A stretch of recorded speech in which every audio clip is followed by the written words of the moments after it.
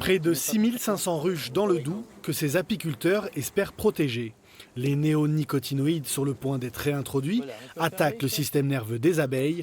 Alors, même si elles ne butinent pas les betteraves, l'impact sur la nature est certain. Ces néonicotinoïdes, on va les trouver dans la terre. Ils ont un pouvoir de rémanence qui est énorme, et sur des longues durées. Donc quand on va remettre des cultures où il y aura de la floraison derrière, il y aura forcément des traces de néonicotinoïdes, néoniques comme on les appelle, et qui vont impacter l'abeille à ce moment-là.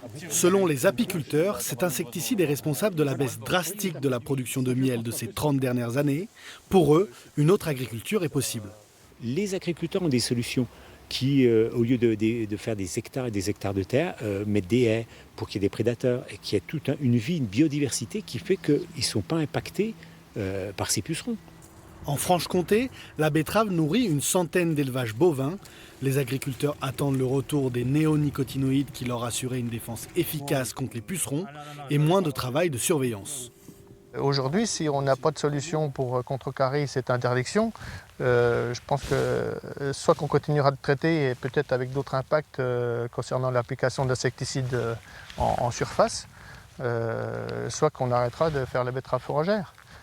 Les abeilles sont indispensables, mais il faut qu'on arrive à tous s'entendre et que la recherche fasse son travail pour arriver à concilier telle production avec une autre production. Les apiculteurs et les producteurs de betteraves seront fixés lundi prochain quand la loi sera votée à l'Assemblée nationale.